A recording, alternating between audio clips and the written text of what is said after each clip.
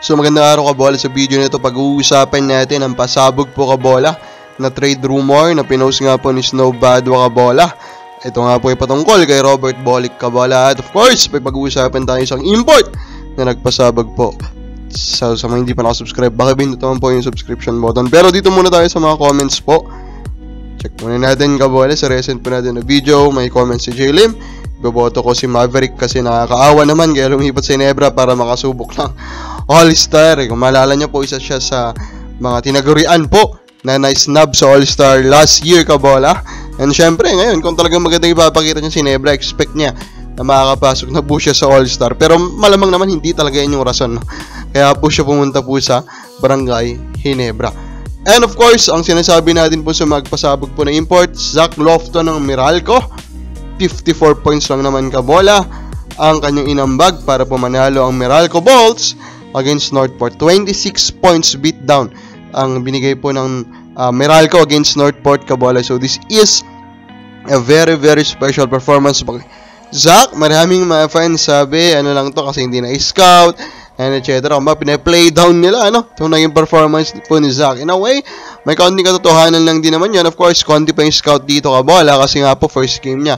Pero overall, this sport 54 points, which is the second best this year kabola by a debuting import kabola.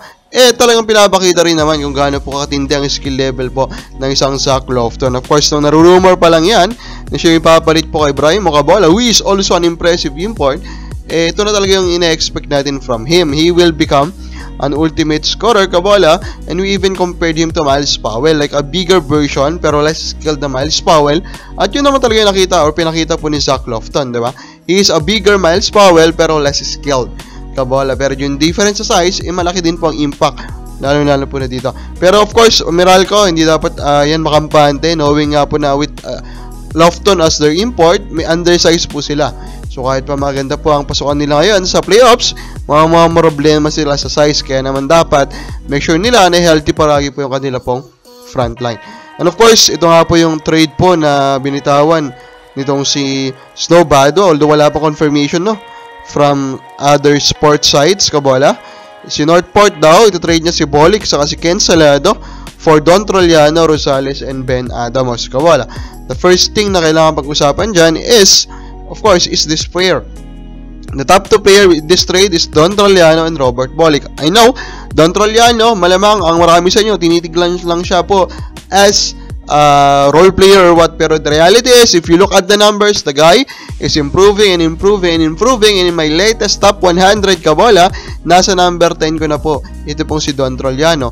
While yung si Robert Bolick, nasa number 7 ko naman kabola. In short, magkalapit lang po sila in terms of ranking last season or this year kabola. Pero if we're talking about trade value, of course, we are also looking at the future and medyo tumitingin din tayo sa past na matindi kabola. So overall, sa patingin natin, kung titignan natin, si Bolick pa rin mas mataas po yung trade value, and sa mata ko po is itong si Troliano, kaya niya i-cover yung 75% ng trade value ng isang Robert Bolick. Chris Rosales is the next guy, and he is having a very good season. I think this is his best tournament siguro sa kanya pong career dito sa PBA. He's averaging 11.7 points, 0.45% po from the field, 3.7 assists per game. With those performance, he is a guard, he's a veteran, but he can do it. So I think he can cover 20% ng trade value ng Robert Bolick. And then we have Ben Adamos, who is injured ata kabola kasi hindi pa siya naglalaro. 6'7", pero never found a home, never found a role consistently. So I think nasa 5%. So pag tinotal mo yan, 75, 25 at 5 kabola, you will come up with 100%. So in short, panalo dito sa trade na ito ang NLEX because they will get an extra player and Ken Salado. Although Salado, hindi rin naman actually pinapakita na talagang starting caliber siya na guard, pero still young.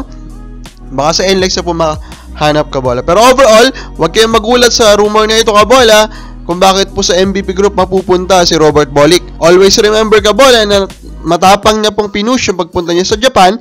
And always remember na sa MVP group po talaga siya naging superstar sa San Beda, kung saan ang main po niyan na supporter is wala na pong iba kundi ang MVP group. So huwag kayong magulat dito po sa naging trade po na ito kung talagang magkakataos. Totoo po siya.